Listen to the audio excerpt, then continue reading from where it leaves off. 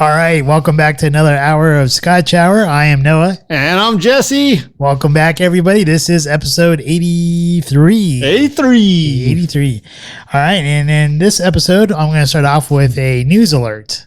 Apparently, approximately around 4:42 this afternoon, Mountain Time, North Korea fired a missile across Japan, and that had the Japanese authorities sending out an alert to their people to go find shelter. So hopefully everyone in Japan is doing well. I just want to kind of say something about that. Also, if you're looking for episode 80, there will be a reposting of episode 80 here soon. It was taken down by YouTube. It's one of my get-togethers. Is it? YouTube. Come on, man. Be cool. YouTube apparently did like something that One of us said. I'm assuming it's going to be me, but maybe it's Jesse. I do have to go back through and relook at it. But it does have to do with something I guess I can't talk about. Otherwise, it'll be taken off. This one will be taken off too. So, any case, look for the reposting of episode 80. I do thank everyone who did watch it. We were up to like almost 85 views or something by the time it was a fun episode. It really was. This episode I think would be pretty fun too. I think we have some good things to talk about. We have the Kilchoman Man, and that's Kilchoman Man. That's how I remembered it. Kill the hoe, man. Kill the hoe. Minus the so that's pronunciation on multiple YouTube channels and shows that we pulled it off of. Do not remove us because we copied them.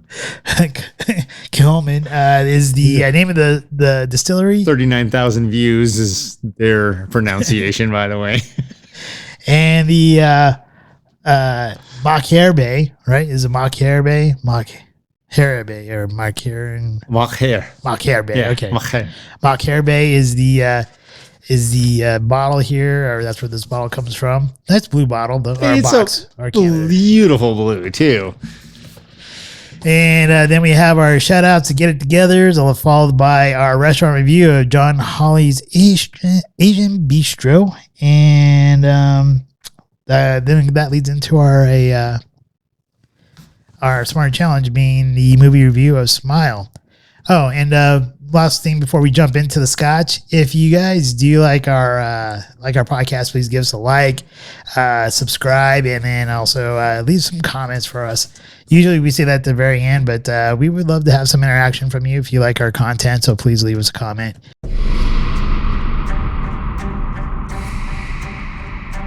Scotch Reviewed. All right, so Kilchoman Machir Bay single malt Scotch whiskey. For anyone who hasn't figured this out by now, this is a product of Scotland. Really, I thought it was from Japan. No, we were literally at a liquor store earlier where I don't think they understood that Scotch was all from Scotland. So with that, the Scotch is from Scotland, and this is an Islay single malt Scotch whiskey from the Islay Farm Distillery.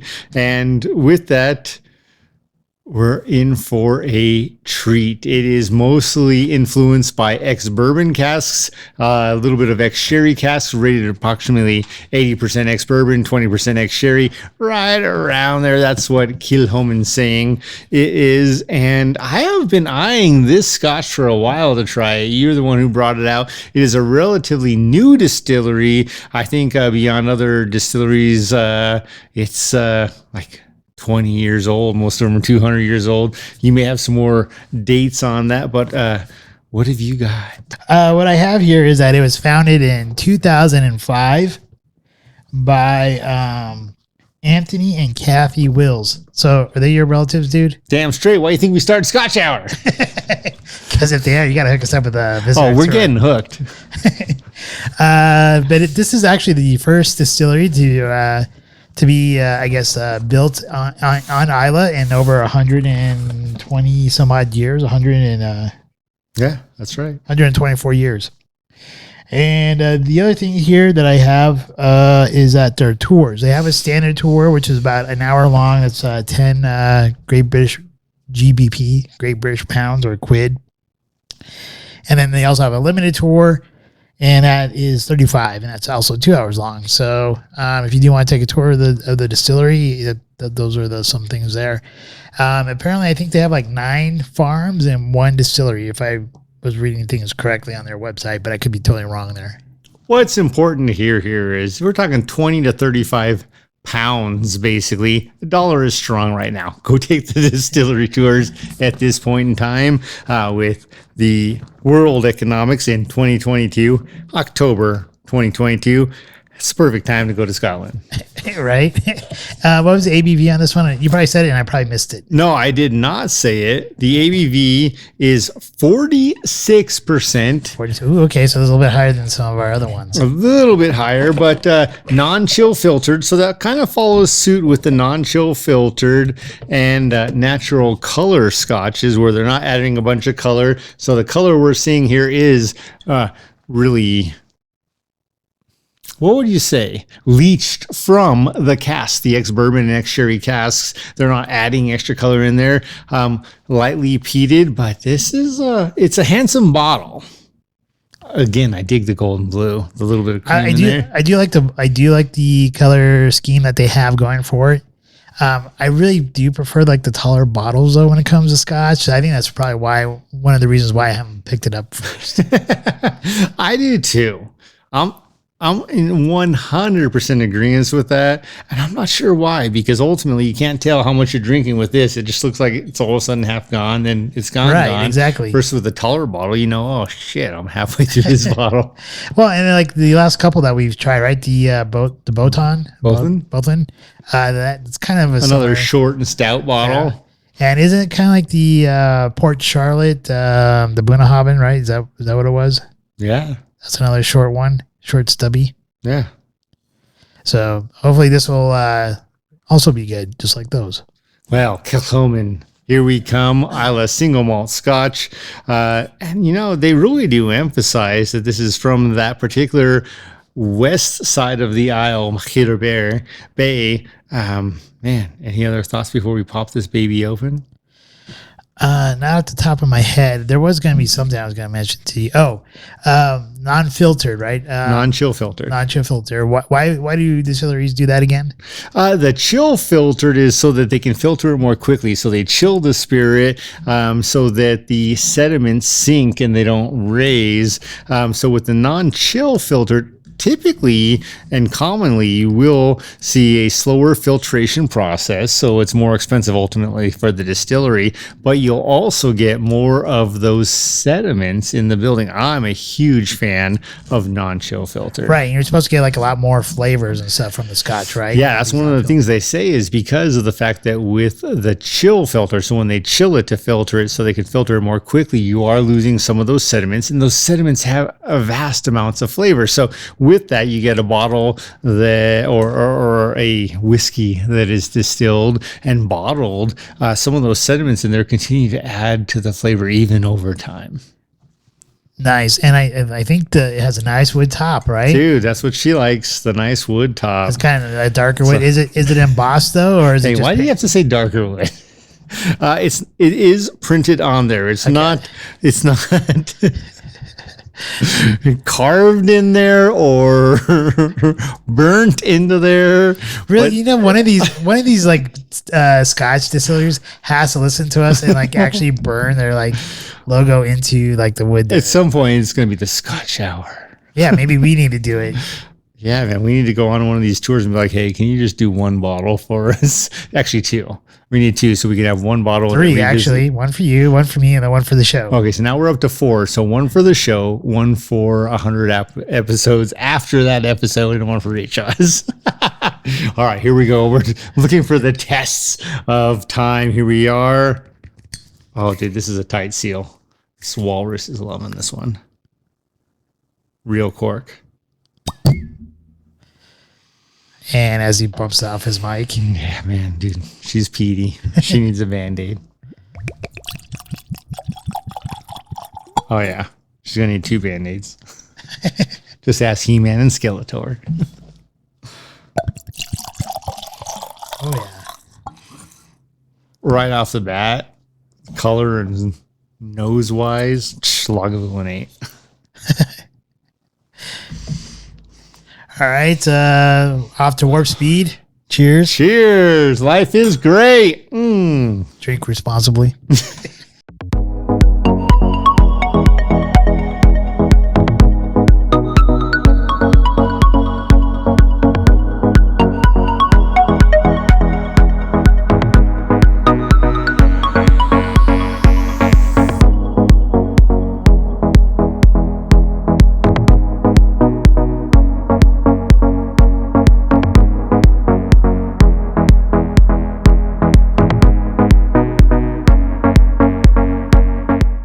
I'll start off with the color. I have a nice light color, maybe like a light straw color.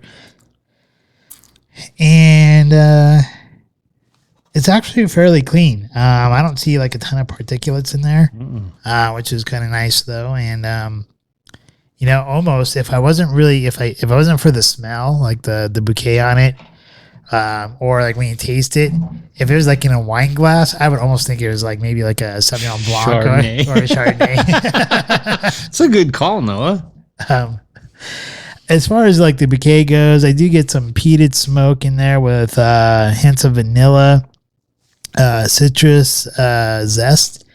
And when I rubbed it in my hands to kind of warm it up and kind of get like a different type of like smell to it, that's where I picked up some like some earth tones. I kind of put like a mossy floor bed there, like when you go into like a damp forest area, when you see that moss and that kind of like that smell from that kind of a floor bed there.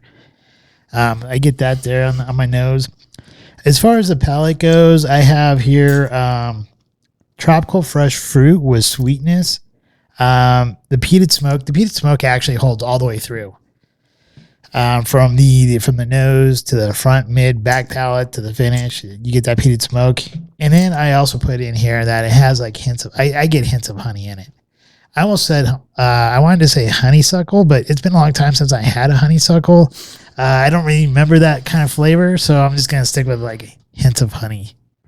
But as far as the finish goes, I do get sherried fruit with black cracked pepper, and I think that's why I keep coughing like near the end of it, because I'm not ready for that crackled pepper to like hit me at the end.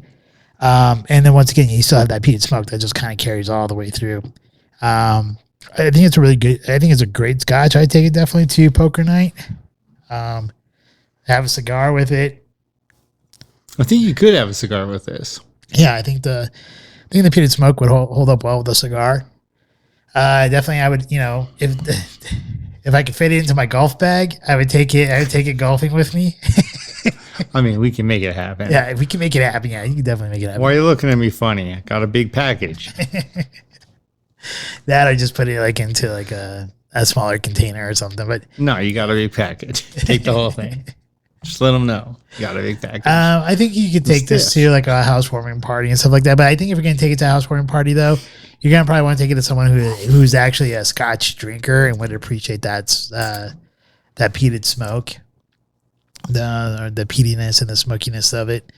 I don't think it'll be. I mean, unless you're like, if you're new to Scotch and you kind of like that smoky flavor or that peat or the peatiness. Then maybe this would be a good introduction one, but I really don't think it would naturally be a good introduction one for a non-Scotch drinker. Overall, though, I think it's a great bottle. Good buy at like right around $60. And I'm actually quite surprised. I'm surprised we haven't tried it sooner. Yeah, we talked about that. It's the length. Yes.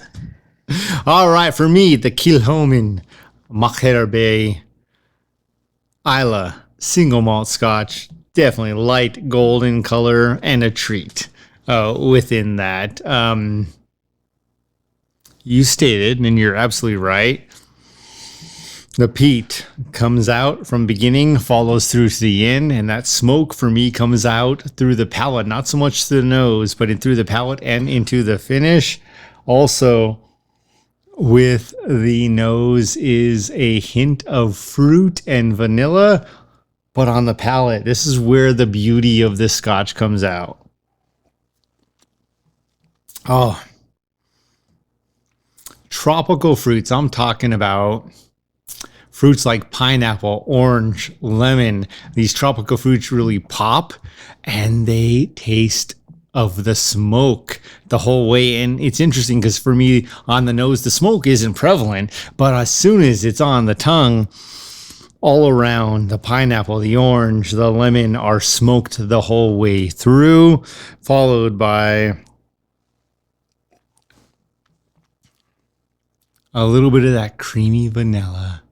I think this is where a little bit of that drying sensation comes out with the oak that lingers with the smoke. And the beauty of this is, especially I think for you, man, it has a nice maritime finish. It's got that brine finish, which is fantastic when you think about a Scotch that's 46% ABV, Isla Scotch, heavy on the tropical fruits, but smoked all the way through with the peat. And then the honey comes through, that sweetness, but then it also finishes with the salt, the brine. It is an intricately layered Kilchoman single malt Scotch that is delicious, divine. Would I take it to a poker night? Absolutely. Would I just take it to go hang out with someone, have a couple sips of scotch? Absolutely, especially with a cigar. I'm actually intrigued to see how wonderful this would be with a cigar in particular, because that smoke wasn't on the nose, which is where we get a lot of our flavor, but on the palate, it was very prevalent with smoked pineapple, smoked orange, smoked lemon, smoked honey, if that's a possibility. You got smoke that has encumbered itself into the honey. That's what I'm getting with this creamy honey. Delicious flavor. I love it.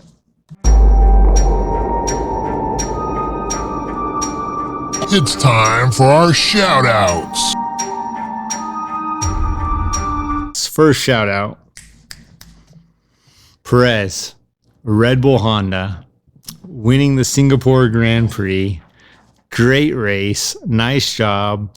Showing really, though, between Red Bull and Honda, more so than Perez, who has done well all season, they've got a great car. So that is really my first shout out. And it was great. My second one, I'm going to give some applause to the Denver Center for Performing Arts. Much Ado About Nothing. That's not really the title. It's Much Ado About Something. Actually, it is nothing, but it is Shakespeare nonetheless. And they did a nice job. I think there was one character I didn't really care for, but it was fun to go see. And really the setting, I love the center which they performed it in. The setting was beautifully laid out. The flowers from the ceiling, the lights going up and down. Man, I don't have anything but really good things to say about it, except for that one actor, which we're not going to get into right now, because at the end of the day, these people were putting it out there, and I'm not going to take anything away from that. I will say, though, for the most part, all of the actors, minus the one, dynamite jobs. You guys were amazing. Made my night. It was a lot of fun to go see. And thank you for putting on a great show. Much Ado About Nothing, Denver Center of Performing Arts, went opening night, and it runs for the next 4 weeks. So if you get a chance, please go see it. I haven't been to the DCPA in a long time, but then again, I lived in Utah for a while, so I had a little bit of a hiatus. I think one of the very last shows I might have seen there might have been like Der Rosenkavalier or like the Nutcracker, or maybe in the Christmas Carol. Nutcracker is awesome. I love, in particular, the Kilchoman Theater, which this one played in, because it is so intimate. I was literally 6 feet away from some of these, I'm going to call them actors, but players, if you will, since it's a play. And it was just great. And I could sense they were opening night, I can only imagine, is the hardest. I think finishing night, closing night, if you will, is probably the best I've been. It shows for both opening and closing nights. And closing nights, I think there's this different, it's also a relief, but it's also this excitement. We're like, man, this is it. We got to the finish line. And I think about the Boston Marathon and all the people. Where I'm going with this is 6 weeks uninterrupted performances. If you make it that end run, many an athlete who has performed in the Boston Marathon has broken feet or leg bones and finished the race, risking a long-term or eternal, if you will, damages to their bodies, but they do it just to finish. And I think that's one of the things, though, is you get to the end, and even if you were in pain for 90% of that race or 90% of this show, maybe it wasn't always easy, maybe halfway through you started to get some relief, but you get to the end and like the excitement level is different. So I love going to opening night because, oh, wow, I got there first, right? Yeah, it's the Virgin show, whatever. It doesn't mean a damn thing. Getting the final show, that's what matters, where those people actually got to see their own finish. I agree. I tend to like the last show or the closing show more than opening night because I used to volunteer at the Utah Opera there in Salt Lake City, so I got to see the actors and the director and all that stuff and the people who are in charge of Utah Opera from opening night to closing night, and usually there's just a much more fun, relaxed, energetic kind of like energy that goes on a closing night versus an opening night. Opening night has its own merits, though. I mean, going there the first, like they have all that time that they're practicing and getting up to the point of opening night, and it goes off. And it's a different type of energy, and it's still exciting. It's still an exciting type of energy. Like their crew is still like amped up, you know, preparing for that first show and stuff like that. But it really is just more of a more relaxed, laid back feeling or vibe that you catch on closing night, which I actually tend to enjoy a little bit more than on opening night, because there you can see like there's a little bit more tension. Well, I know. I think that's a great point. I think about all the different roles I've played we'll say in my career. And when you first get on the job in your new role, you're cautious about every little move, every little word, every little act. And man, by the time you're 6 weeks in and you're on your last day and you're at retirement, not there yet. Clearly, I'm way too young for that. But once you're right there, then you're saying whatever you want to say, your smooth operator status, you know, you're like, man, it doesn't get any better than this. I didn't get fired, and I'm on my last day. Right? I can do anything now. And I agree with that. There's some sort of different sort of energy that comes from, I made it. I agree with that. All right, I have two shout outs myself. Our first shout out goes to the University of Colorado for finally doing something with their coach. Like, honestly, like, even though I was a big proponent to have Coach Durrell let go because of the performance over the last, like, basically year and a half for CU football, it's still sad to see someone be let go from from that type of position. Because, you know, there's other things involved. There's like, they have like family members and stuff like that. So, you know, it does disrupt someone's life. So even though I think it's great that the University of Colorado finally parted ways with Coach Durrell, hopefully he lands on his feet and finds something that actually is that works well for him. And hopefully the University of Colorado will finally hire a good coach, because like 15 years of losing just really sucks.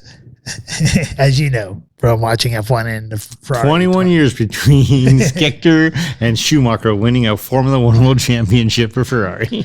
So, and then I have a second shout out.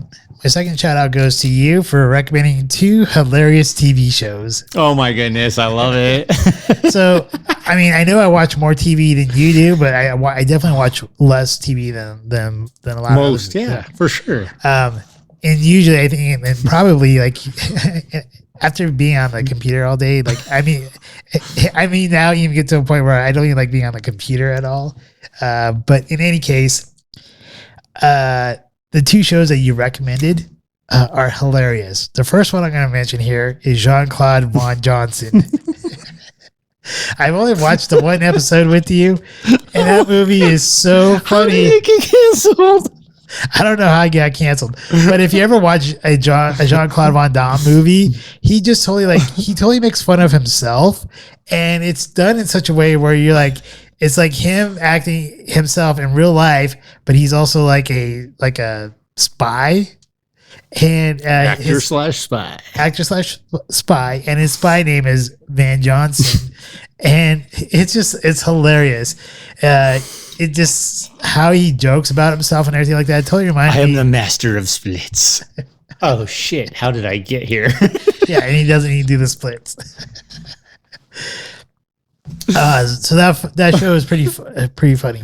The other one is Sprung. The actors from Sprung just are. I don't know who chose all the actors for that, but they did a phenomenal job because they all feed off each other pretty well. And it is such a hilarious TV show, making fun of the whole coronavirus season. First of all, this guy, he's been he sold pot like in 1992, 26 years before COVID happened. And he because of mandatory sentencing, so he got 30 years. He got 30 years. So if you don't know anything about mandatory sentencing, that happened during when Bill Clinton was in office. So that's a Democrat who pushed for these mandatory 30-year sentences for selling drugs. Yeah. It was 15 years, and because he was near a school area, it was doubled to 30. Yeah. So the guy goes in when he's a teenager, comes out, he's 35, 40 years old or something. I guess what? He's in there for 20 years, 25 years? I think he was in there for 24 out of his 30-year sentence. So you got it right. 15 doubled to 20 or 30 because of the school proximity. And he got out 4 years before he was supposed to release. So 26 plus 18. Yeah, he's old as fuck. So... Meanwhile, possibly legal in most states, right? Yeah. So, I think this kind of goes, well, I'm not going to jump into the whole politics and stuff, but in any case, here it is hilarious because he's in a jail or in a prison, and I don't know of many prisons that house both men and women at the same location, but in this particular one, floors. This one have them at different floors, and they're talking he's talking to his so-called prison girlfriend, I guess, through the toilet. You gotta see it to understand and believe it. It's just so hilarious. And then one of my favorite parts of the first episode, really kind of hooked me, was when the guy they get released. He's like, "So why are we getting released early? Because of COVID." What's COVID? Oh, it's this pandemic. It's it's sickness. Everyone's getting sick and dying. And so then they get released, and then he's like, "All right, well, you guys are all free to go, but remember, there's a law in place that says you have to just stay in shelter." Yeah, you have to stay in shelter. And they're like, "What do you mean?" Well, you have to go home. You have to stay home. And they're like, "Well, none of us have homes. We've all been in prison." He's like, "Well, good luck with that." Yeah, your problem. But it's real, and I think it's great that you're staying away from the political theme of this show, which is real. But at the same time, it has to be faced. Let's release a bunch of non-violent criminals as COVID comes out, and not everyone, many people had stay in shelter laws, and they had no shelter. Ridiculous. Yeah, I agree with you. Wait till you get to the whole toilet scene though, where he's talking to his girlfriend. His roomie's got to go to the potty. Another scene I really enjoyed too is when he's talking to his parents over the phone. His parents live in a retirement home, and they're all complaining about how they can't go outside. So one of the characters is a stripper, and the way they get around the whole COVID thing is that they're all in these those plastic bubbles.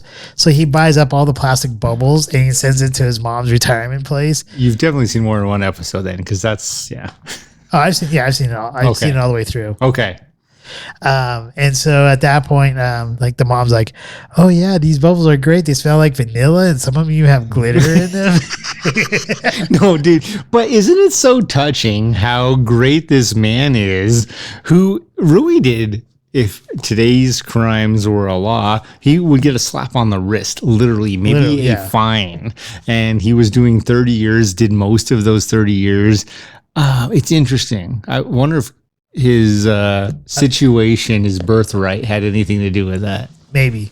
I also thought it was funny, like when he found the guy who fingered him, so that he was the guy who sold him the pot, and he scares them. They're all wearing those masks and torturing the guy a little bit. That was pretty funny too. Oh yeah. Absolutely, dude. It's a hilarious show, but I did particularly love that episode that you're talking about, where she's like, "Hey, honey, do you want to get rid of some of that money?" So he's at the strip club in a bubble. The stripper's in a bubble, and he's like, "Well, actually, yes, I do." And he buys all the bubbles. Not what either one of us, I imagine, at least not what I expected when that happened. And he come back from commercial break and sent all the bubbles that he had bought to his parents' retirement home so they could get out of their rooms. It's just a beautiful thing, though, because I think a lot of great did come out of COVID, but the damage it did to the world's economy 20 years in the making. Yeah, it's a hilarious show. It's on Freevee, which is a part of Amazon Prime or something like that. So if you go onto Amazon and you look for Sprung, I highly recommend it. It's hilarious. Not the movie, the TV show. Yeah, the TV show. Because if the movie probably would not be talking about COVID. 30 years old. And then the Jean-Claude Van Johnson is also on Prime. I think you'll find that very funny as well, especially if you remember any of his movies from the 80s and 90s. He mentions them frequently in the show. Just like so, I have to give you a shout out to recommending those two shows. Like I said, I only watched the one Van Johnson show with you that one night, but the other one I did watch all the way through because it's only 30 minutes, I think, an episode. Yeah, and they're easy to blaze through. And I think there's 9 episodes. I've seen, I think, 7 of the 9, so I have 2 to go. Okay. I watched. What was the last thing that you saw? Sorry, I just have to ask. They said they were going to go set up rob the Congresswoman. That's where I finished. Okay, they haven't fully robbed the Congresswoman yet. No, oh no. They were literally. They just found out the Congresswoman had slipped down the stairs, and her old husband had slid on the floor, and then they were like, "We're going to get all the money and let justice prevail." That's where I kind of finished up because again, dude, I really literally watched. You basically have two more episodes to watch, and it's worth it. Dude, if there's only 2 more episodes, I'm actually really scared because I think that show is 3 years old and it may be another Jean-Claude Van Johnson. Yeah, I don't think there's a season 2 to it, and I'm not even sure how they would really make it up unless I don't know. I don't want to spoil it for you. It's all just good. Anyway, it was good fun. Glad to hear it. Definitely some good laughs. So thank you for the laughs. I think right now in our society, dude, things are so serious right now that I think you need to have an outlet to get some good laughs. That is a brilliant point because I had a team member come up to me yesterday, as a matter of fact, and it was like, I just figured out why I can't buy any chicken anywhere, and I'm like, I didn't know you couldn't buy any chicken anywhere. And she's like, yeah, turns out Tyson's on strike. And I'm like, so not only is chicken twice as expensive as it was 2 years ago, but you can't even buy it because Tyson's on strike? What? And I'm like, oh my God. So now there goes the price of everything else. Let's be honest, ground beef and everything else will increase because the demand will go up, driving costs up. But yeah, that's a really good point. I love the fact that you're pointing out, let's take a little enjoyment with our laughs. Yeah, definitely. I think we have to. All right, Annie, get it togethers. Oh, man. So my shout out for Sergio Perez, the Red Bull Honda team, counters my get it together, the Verstappen Red Bull team, who managed not to put enough fuel in Verstappen's car when he was on one of those record-setting laps to get pole, and he had to halt the lap and come into pit because there wasn't enough fuel in his car, which placed him so far back on the grid that he could not recover through the race. The guy's going to win the championship unless he dies at this point. Or doesn't finish any more races. Then somebody else might have a chance if he didn't finish any more races. But the guy, Verstappen, kudos, well deserved, great race. Keep maturing. Get past this. Don't let this set you back at all, please. Because I love to see a great athlete mature. And, we've seen this. We've seen this with Elway. We've seen this with Brady. I've seen it with Schumacher. I've seen it with Hakkinen. I've seen it with Vettel. These other racers who have had great championships and won. Even Hamilton, to an extent. The irony is I didn't see Hamilton mature until he lost. And that was really peculiar to me. But with that, Verstappen, don't let that stop. But how do you let your star driver, who's on literally a lap that's about to defy physics, 2.7 seconds quicker than the next person that has qualified, aka Ferrari and Leclerc, how do you manage to not put enough fuel in the car for him to pass the weight test after he's got that lap? And I'm still struggling with that. I don't understand.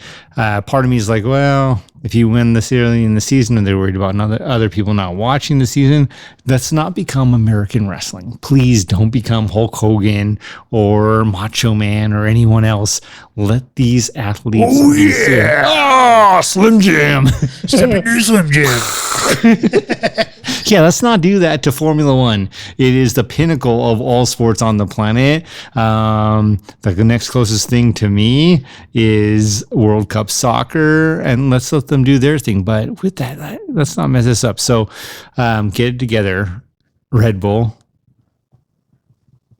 For Verstappen, let's not let this happen again. That's just a tragedy. He was literally on one of those laps that gets set in record books that viewers, that fans get to watch. And I remember Michael Schumacher doing the same thing in Suzuka 20 plus years ago, where he set a lap so fast, 1.7 seconds faster than the next racer. And they're like asking Ross Brawn, the team principal, well, how did you manage to get the car to go through that fast? And he's just like, I don't know. Based on physics and all of our calculations, what he did was impossible. And I think Verstappen was on that lap, and I hate that they stole that from him. Shit happens. I mean, thank you, Bubba Gum Fish Company. I mean, what else are you supposed to say? Like, no, it does. It really does. His team fucked up. I mean, shit happens. It does. And I pray it is that simple that the team messed up. I also pray that it wasn't just to prolong how much longer it takes him to win the championship. Like, get over it. Let this man be dominant. He deserves it. He has fought for it. He has shown the skill for it. Don't rob him of greatness. Don't rob the sport of being like, hey, by the way, here's your next supervillain, Max Verstappen, because he run the championship 4 races before the end of the season. Who's going to challenge him? And I think that's real. I think actually that builds more excitement than, we're at the last race of the season. If Max doesn't finish, he won't win the championship, blah, blah, blah, blah. At that point, I'm not even watching. I don't want to see that, because if he doesn't win at that point, that's heartbreaking on a sense where I don't even want to watch the sport anymore. All right, so my get it together. I'm sure we could talk way more about it. You're like, get over it, Jesse. I've seen so many years of it. It's literally, I don't want to become American wrestling. My get it together goes to Firehouse Subs. Holy shit, they jacked up that sub, dude. And you got a comparison. Yeah. So tonight, like on Monday or Tuesday of last week, or maybe Wednesday, I'm not sure. Sometime last week, I went to Firehouse Subs, got a foot-long meatball sub, cost me $18. The wait staff was rude. They had like some other like marinara sauce all over my container. They didn't even include the pickle that I asked to have included on there. And it was just terrible. It was a terrible experience altogether. And the food wasn't all that great. This is the Corner Star location on Briarwood, Rappo and Parker, basically. And then tonight, we went to Tailgate. It's like a pub grill type of place. This is a shout out if you haven't gathered. And in there, right, we on Monday nights, they have half off burgers. So the burgers are only $12. So my burger was $6. got 2 beers. Was we had a server who waited on us, and my total bill with tip was 17 and change. So I paid like less money for better service, better food, And 2 beers. compared to Firehouse Subs, where I got like chips and a destroyed, unflavorful, nasty meatball sub.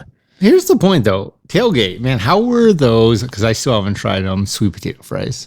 Oh, the sweet potato fries are great. I should have tried one. But the green chili tots are really good too. That's where I went. I'm not regretting my decision. I just thinking at some point I do have to delve down that sweet potato hell. So get it together, Firehouse Subs.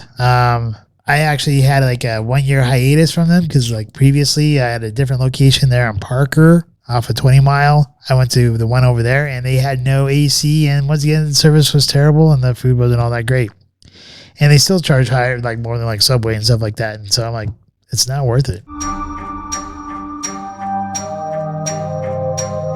Restaurant Review.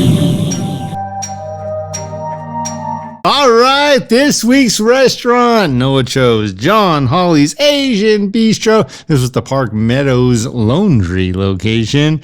Noah, you want me to start or you want to start? Oh, you go ahead. You had a great intro for it. So All right. Well, we started with the crab rangoons, which honestly, I think the crab rangoons were pretty good. Why weren't they called crab wontons? Because they look like wontons. I think rangoon is just another word for wonton. Okay. But I'm taking nothing away from them as far as how good they were. They were the second best I've ever had. They were a 9 out of 10. I followed that up. So Noah and I took a seat, and in the table next to us, there was this older gentleman, looked like a famous actor. I won't go into who, but and his wife. And at one point, we just had to ask, and Noah was the one who built up the courage to ask, hey, man, we're looking at your dish. It looks amazing. What is that? And it was the cashew shrimp and scallops. And he emphasized, you got to get extra sauce. So that's what I went with. I had the cashew shrimp and scallops.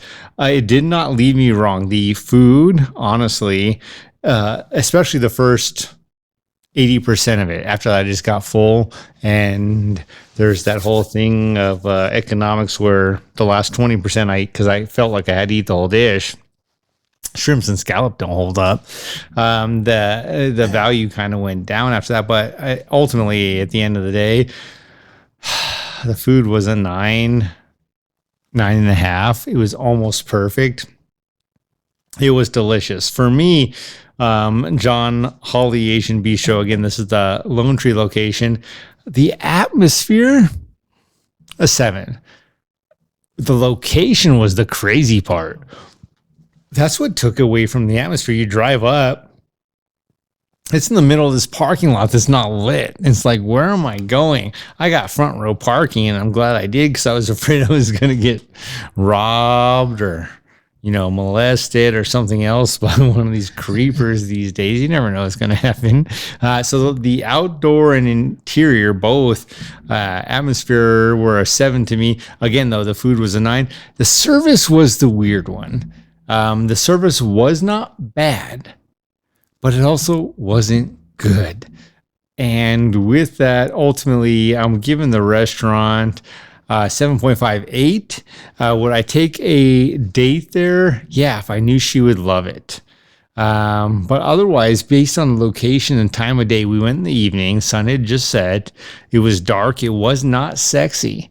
I would probably venture somewhere else to take a date. Would I go there with a friend? Anytime. The food, again, was great. Not worried about her friend getting there safely or traveling with me safely. The food for me, again, was delicious. At the end of the day, it was an 8. The tragedy is the food was so damn good for me. I don't know that all the dishes are that good, but everything else really deteriorated from that because I want to give it a 7, but I'm hard pressed to do that just because the food really was that good. I also enjoyed the crab rangoons. I thought they were wonderful. As I mentioned, I think they should probably have been called wontons, but whatever. They look more like wontons to me. As far as what I had for my dish, it was the John Hawley's filet mignon, which is actually, it was really great. The dish the meat was super tender. Although I kind of second guessed on maybe ordering that because like really you don't want to destroy a good filet mignon and it I don't think they destroyed it, but it definitely like the meat was definitely more tender than what you would get from like a Mongolian beef or something like that. So it was really enjoyable. The meat did melt in your mouth. And yeah, my dish, I think it's a 9. Yeah. The food was amazing. Yeah, it was. As far as the wait staff goes, that was a little bit weird. It was just weird. The wait staff was just off to me. It wasn't bad. It just definitely wasn't good. It was new. Yeah, I wouldn't say our waitress was horrible, but at the same time, I wouldn't say she was great either. She was there. So that's maybe like a 6. You know? Actually, that's a good way to put it. I probably rated them too high.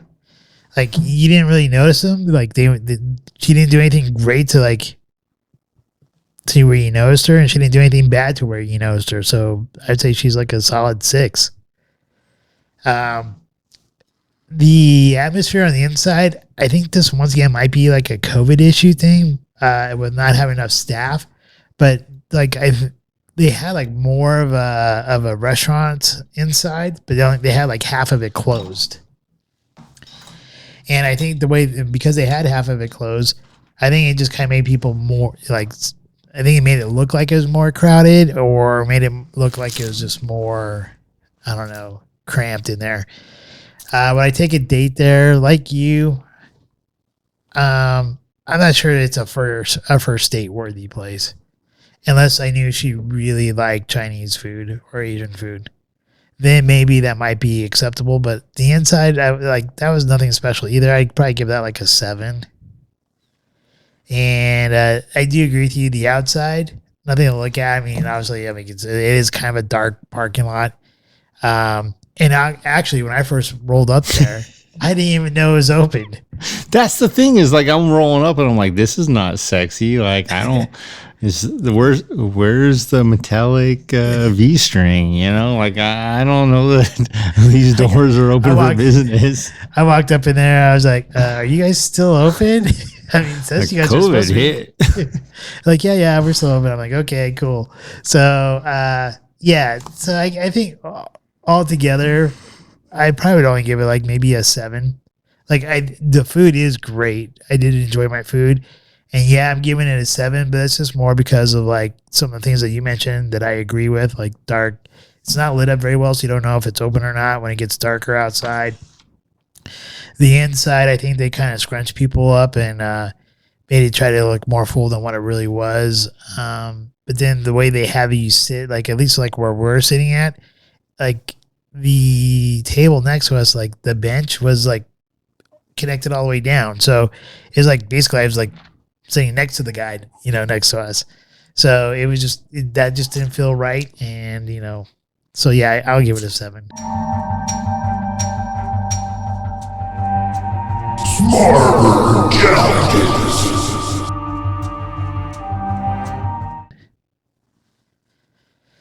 Okay.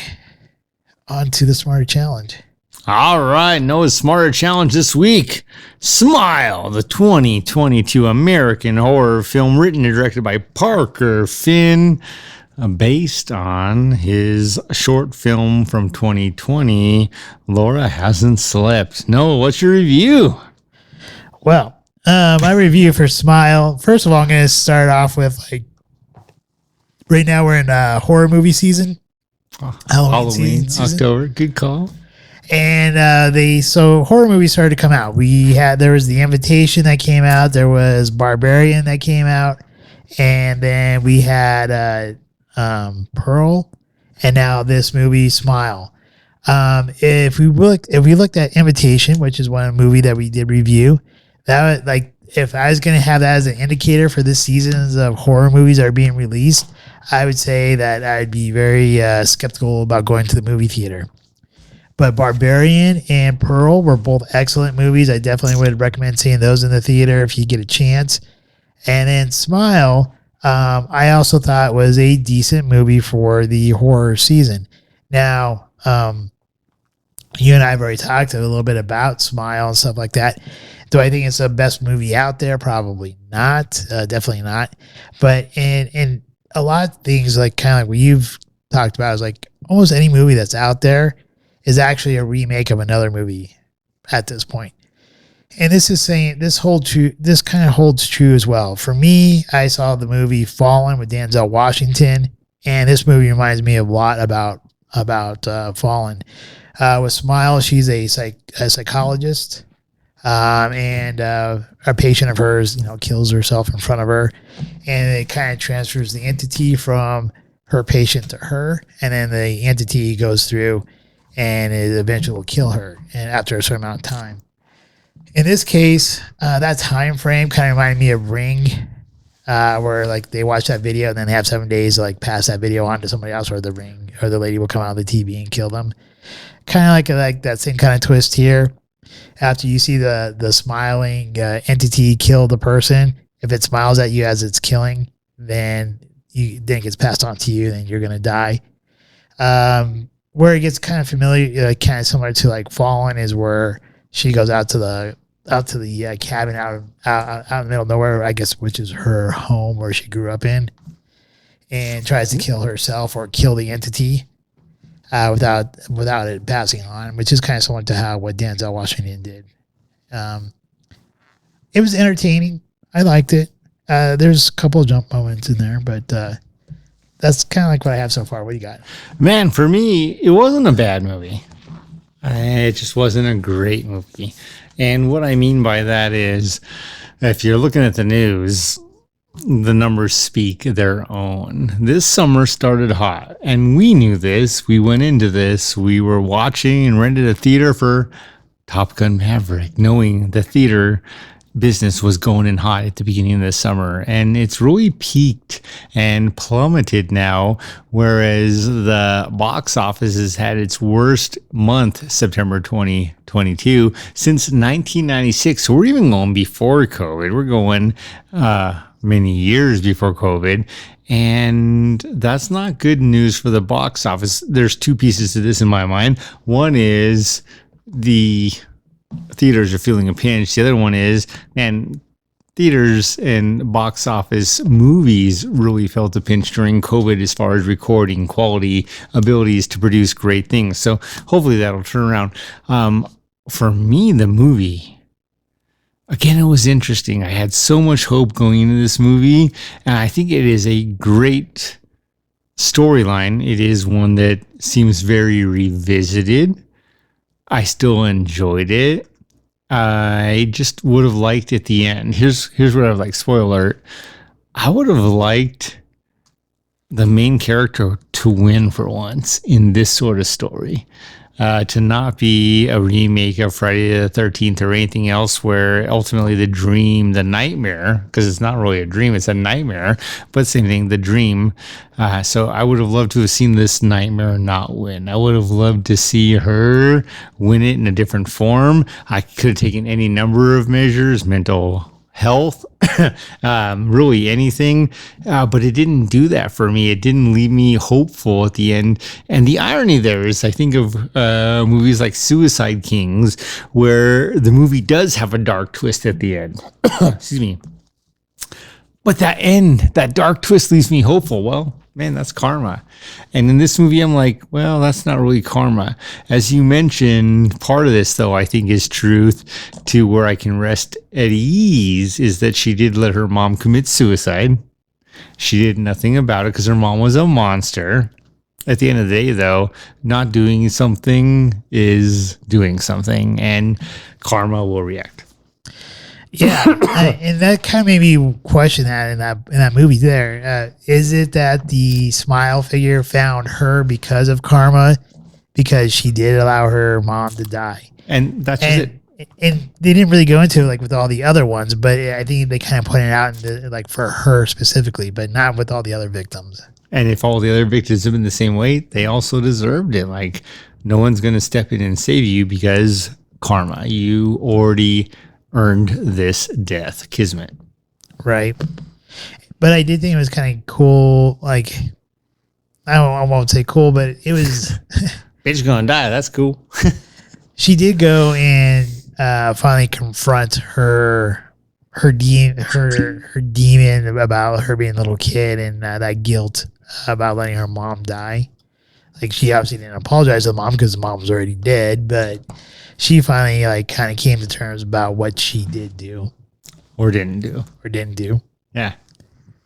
I agree. And that's, I think the one thing I'll always take away from this movie, I think this is the brilliant part of this movie, is there is this retrospect where you have to think about scars or abuse or any number of things. And her own therapist tells her the problem with trauma is it may never go away. You may be living with it forever.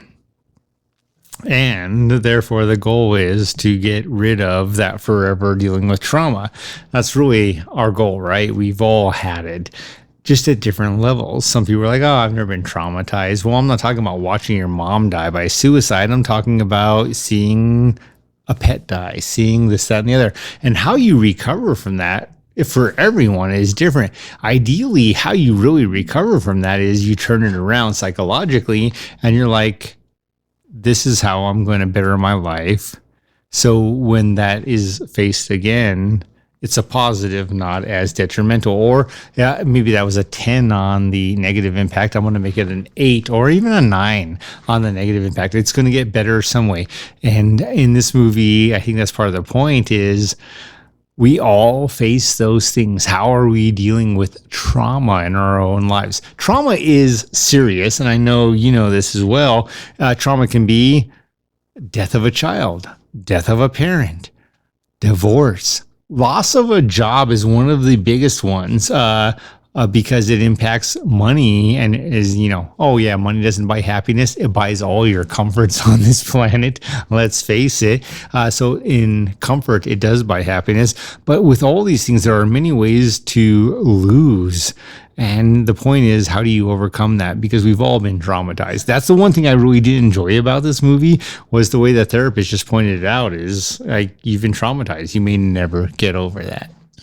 There's another storyline in here, like a sub storyline, having to deal with her current fiance and her ex-boyfriend.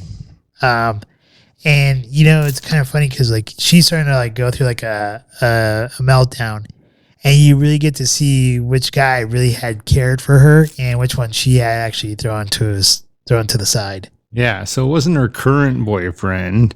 It was her previous boyfriend, her current boyfriend who had never seen any of the ugly, her previous boyfriend who had actually tried to help her through the ugly.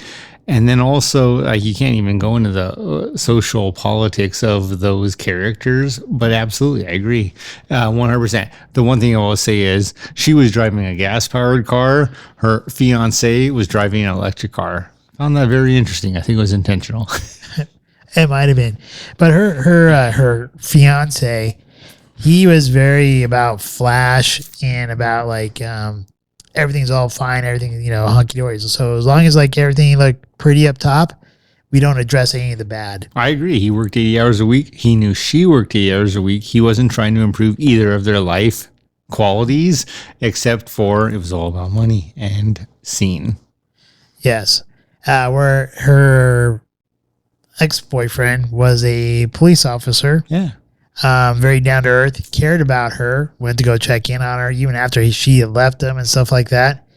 And it actually helped her and was the only person who actually believed her.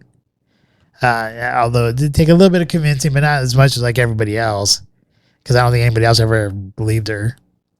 And then because of him caring, he ends up getting fucked at the end. I think that's actually an interesting twist. And it was actually, I think part of the point is all the people who don't get screwed at the end from this, if you want to call the one good person in the movie gets screwed. And maybe he's not a good person. We don't know his full backstory. The point is this entity bounces from person to person to person. And they don't tell a great job of the storyline besides it's one person to one person to one person. To your point, the good person, the cop, the detective, is the one who at the end of the movie it's passed on to. And it's just like, so are you saying you should be shallow and work 80 hours a week and not care about other people? Because he cared about other people. He did what was right, like she did as a doctor.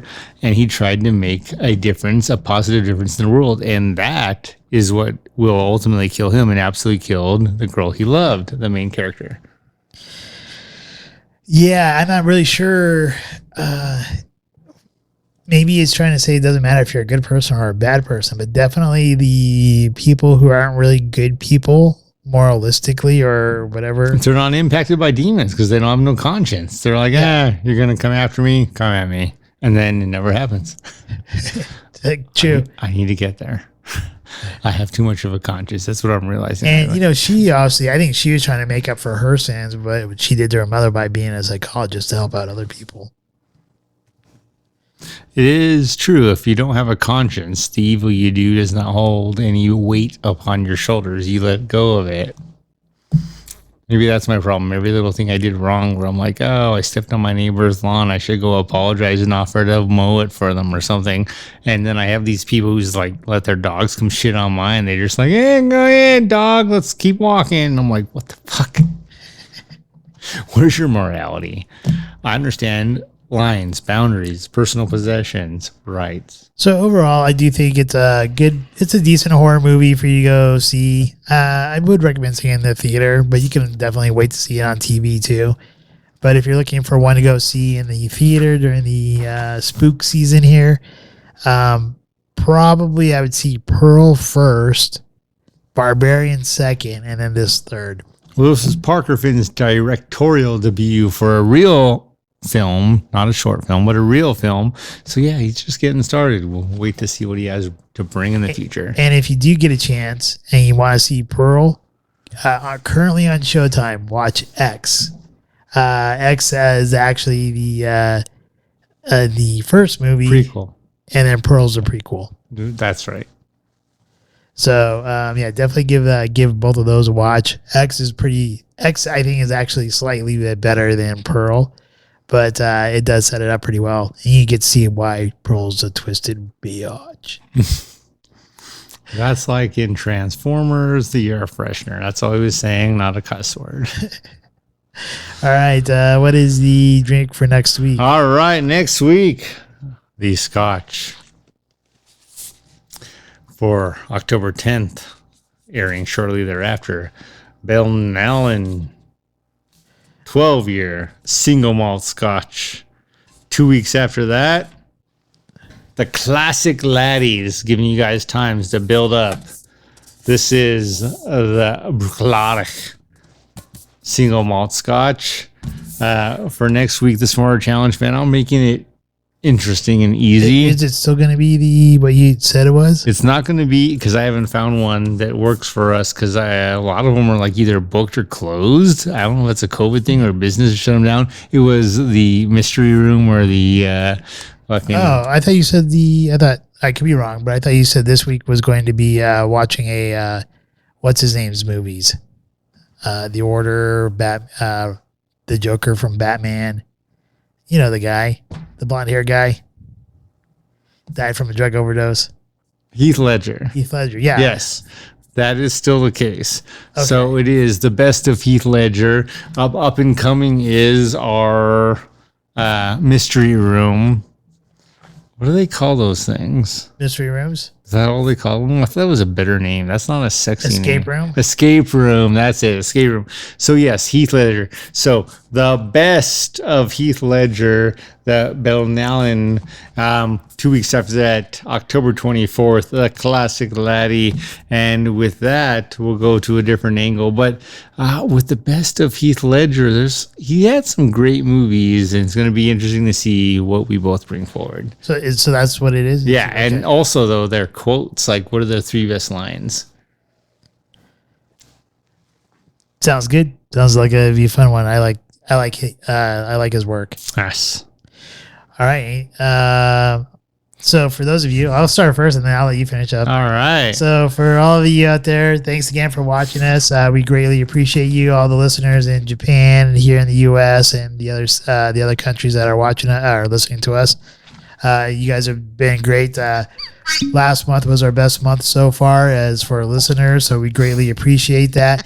And hopefully we'll start picking up some more views on our video I guess outlets. However, just for once again, for those of you who do watch us on YouTube, they did censor episode 80, so you'll have to, if you want to see the unedited version, you'll be able to see the unedited version of 80 on Rumble. We'll throw up an edited version here for episode 80 shortly. And with that, thank you once again, everybody. Hopefully you have a great night. If you do look down below, you'll see our link to become a patron member. And please subscribe, like, and share, and leave some comments. And with that, Jesse, I'll pass it over to you. I think that's the important part. Like, share, subscribe. Remember, life is great. Make sure you're enjoying every last dram. I'm not saying you're going to get home and every day from work is going to be, hey, how was work? 2 thumbs up. No, that's just not probably likely for most of us. Some of us, maybe, I don't know, porn stars, maybe, I don't know, just to guess. That's the case. But at the end of the day, life is great. Make sure you're making the most of every last dram. Enjoy time with your friends and family. Give us feedback. Let us know what you'd like to see. Did you like the Kilchoman? This was a great scotch. Did you like our review on it? What would you like to see? Are there some scotches you want us to review out there? Like, share, subscribe, YouTube, Rumble, Amazon. There's a ton of venues you guys can like us on. If you want to become a patron member, you can give us $1 a month, and the patron members reap rewards. So we do the movie theater screenings, just like with Top Gun Maverick, which was the best, and others. But with that, there are other rewards as well. So if you're interested, please like, share, subscribe, become a patron member. Give us $1 a month. You can quit that at any time if you don't feel like 6 months down the road you're getting your $1 a month out of it. But really, all we're asking for is donation so we can buy some scotch and give you our review. We're at 83 right now as far as episodes, scotches wise. Well, if you go beyond some of the tastings where the episodes disappeared, that's like 90 scotches we're actually at. Please let us know. Other than that, remember, life is great. And drink responsibly. And that's actually very important to both of us. It really is.